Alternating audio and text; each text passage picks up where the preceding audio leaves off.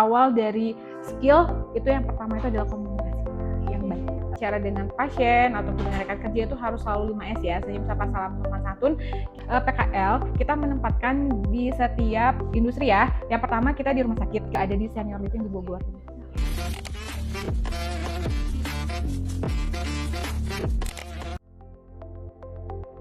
Ngajar itu di tahun 2020, sekarang udah 2026, jadi udah 6 tahun ya. Keterampilan yang sering dilatih itu biasanya di kebutuhan dasar manusia.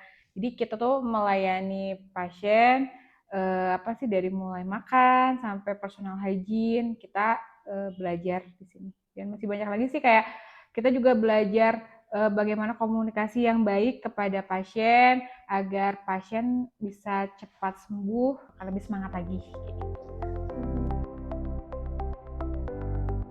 Fasilitas kita udah lengkap banget sih ya. Yang pertama, mungkin untuk dari segi teorinya kita sudah menyediakan juga layar untuk teknologinya. Tekniknya kita ada bed pasien, alat-alat juga semua lengkap, dari mulai alat-alat kebutuhan dasar manusia, terus juga alat-alat penunjang lainnya seperti sterilisasi alat, semuanya udah lengkap sih ada.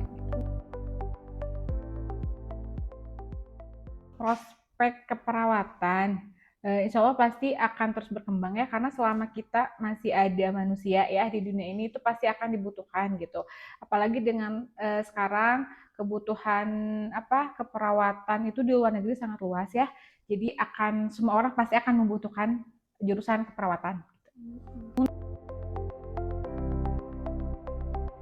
Untuk PKL kita menempatkan di setiap industri ya. Yang pertama kita di rumah sakit, kita juga bekerja sama seperti Rumah Sakit Muhammadiyah, Rumah Sakit Hermina, juga kita kerjasama. Di rumah sakit juga penempatan PKL ada juga di klinik, kayak contohnya kayak di klinik Senomedika. Terus juga insya Allah sih untuk tahun ini kita sudah ada kerjasama dengan klinik-klinik yang di bawah BUMN dan juga di bawah universitas, klinik di bawah universitas kita udah kerjasama.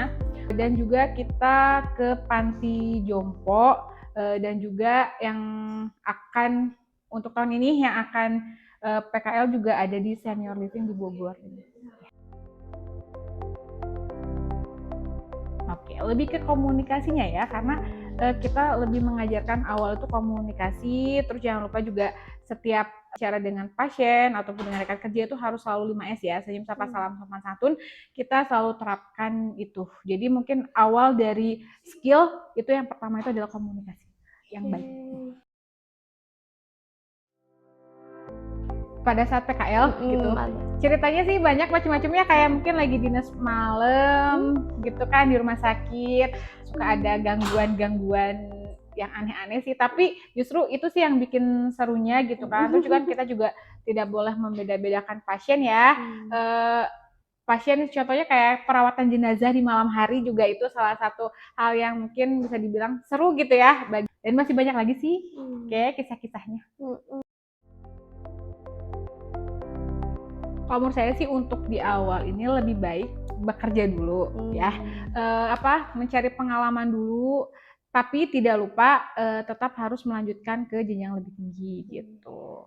Kalau bisa sih udah lulus ke sini langsung ke Jepang aja sih kayaknya. Tiap tahun sih kita memberangkatkan anak ke Jepang. Untuk tahun ini alhamdulillah akan berangkat ke asrama itu minggu depan 6 orang yang baru lulus.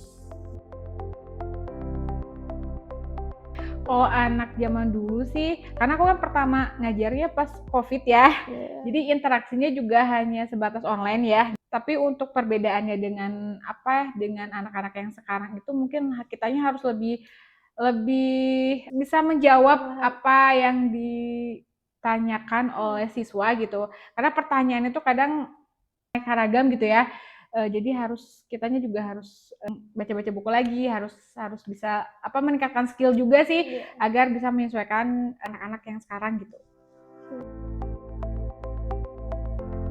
Untuk fakta menarik sih kayaknya lebih ke peluang kerja ya. Peluang kerja keperawatan itu sangat luas, tingkat nasional ataupun internasional gitu ya. Contohnya kayak kita udah kerjasama juga dengan perusahaan Jepang ya, Indonesia tapi di Jepang juga, dan juga bahkan negara-negara lain juga sebetulnya banyak